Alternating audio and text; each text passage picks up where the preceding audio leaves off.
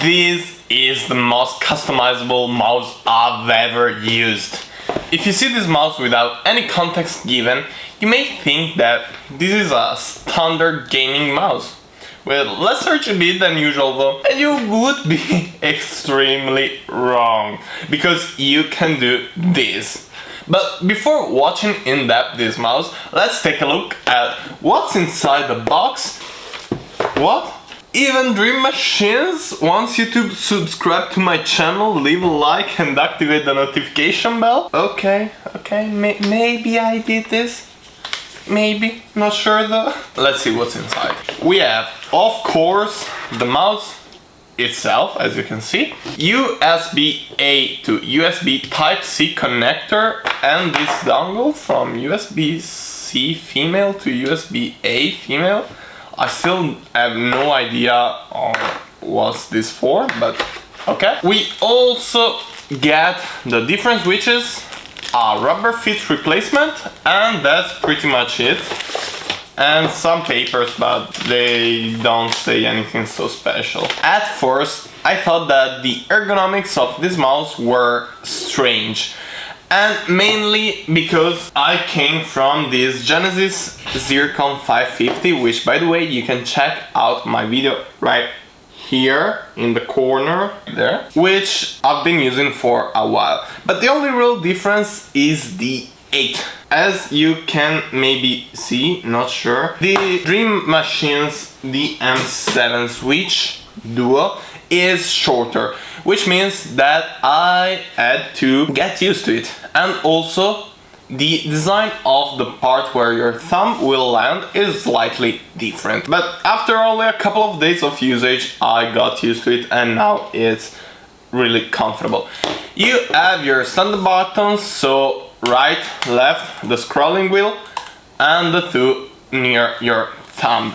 But you'll notice that there's another strange button right here, located right under the scroll wheel. But it doesn't feel like a normal button, like I click it but it doesn't give me a feedback.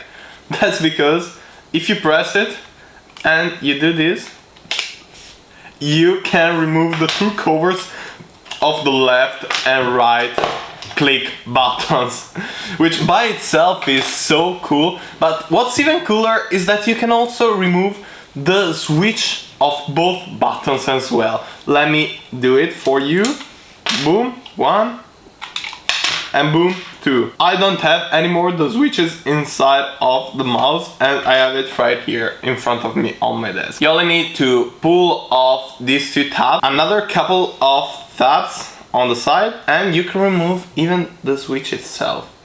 This is insane. This means that you can easily interchange them in a matter of seconds. This is great for 3 main reasons. First, customization. Second, repairability, and third, flexibility. Let's analyze these 3 one by one. First, customization. DreamMachines offers 4 kinds of switches on their website, which are the Huano, my favorite one, Omron Blue, Omron White, and Kailh Black. Let's analyze them one by one. The Huano. Short travel, great force feedback, extremely clicky but not so loud. I would classify the force required to actuate them as medium. These are my favorite and are great for a mix use between work and gaming, which is what I personally do.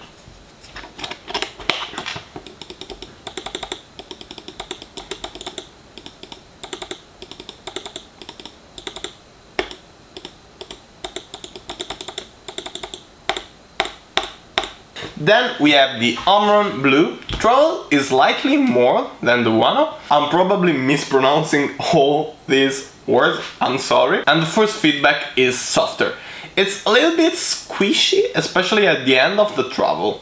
It's not loud, which makes it perfect for an everyday usage, mainly work, office.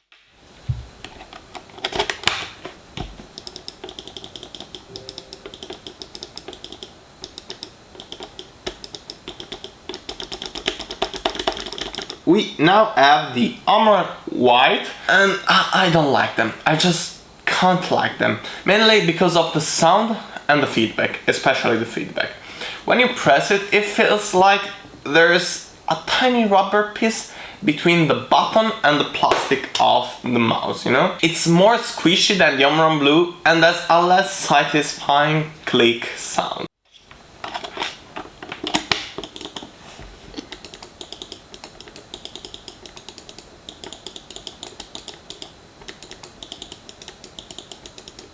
Then, lastly, we have the Kailh Black. If you're only planning to game with this mouse or you're an esport player, that's the perfect one for you.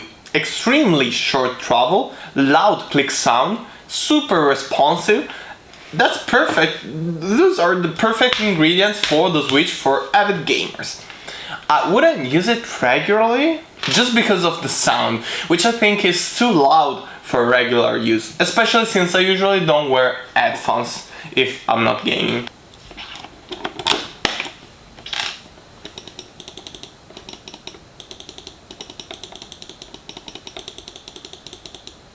So, quick recap.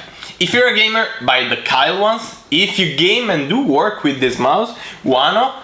If you only occasionally game, Omron Blue. But what happens if you don't like any of those offered by DreamMachines? You can just buy the ones you like the most. The only requirement for them is to have 3 pins and be the same size, which is standard, by the way. Whether you like one of the included ones or you want a specific model crafted by hand by an artisan in a city of 320 people in Guatemala, you can use them in this mouse, no problem. We now have repairability. What are you going to do once your mouse breaks? Once your left and right mouse buttons break? Are you going to dismantle it, desolder the broken buttons, solder the new ones, and reassemble them? I highly doubt it. Not because you're a piece of shit that does not care about the environment, but because it requires a lot of time, a lot of tools, skills, and effort. I would personally just throw it away, I'm being honest. Not with this mouse though. You only need around 5 or 10 euros for the switches, 20 seconds of your time, and you'll be able to keep using this mouse, which means less e-waste. I would have loved to see the scroll wheel being replaceable as well, but unfortunately, that's not the case. We now have flexibility. Do you want your left button to have a higher resistance to your click or have a different sound from the right one? No problem. You can have 2 different kinds of switches at the same time. And I can see this especially in FPSs, because maybe you want the left click, the ones you shoot with, to be more responsive and your right one to be more clicky maybe. You can do it with no problems whatsoever, which is a unique feature about this mouse, and it's the first mouse I've seen with this kind of feature. And I love the fact that you can do this. The more option, the better for us consumers. Even though the buttons are by far the most interesting part of the mouse, I want to specify that you find all the perks you'd expect from a gaming mouse, a wireless gaming mouse. 72 hours of battery life, 77 grams of weight, 1000 Hz polling rate, up to 19,000 dpi. Who uses such high DPI though? I don't get it. Dedicated software to customize colors, DPI, polling rate, left and right click, buttons if you're left-handed, macros, and so on and so forth. Let's now talk about price. The base version with just the white Omron, which is the default included one, where is it? This one, the one that I like the least, costs 79.99 euros. But if you buy all the switches, you come up to 110 euros. For 80 euros, it's a great deal. You get a great gaming mouse compatible with top tier brands. I wouldn't buy all the switches though. I've tried to describe them to you as clearly as I could, but if you want any more in-depth description, feel free to ask them in the comments down below, so that you can buy only the switches you like the most. Or you can try different mice from your friends or in a store to find out what kind of switches you prefer the most and buy those. I, once again, would buy the Huano, these blue and white one. Thank you so much for sticking until the end of the video.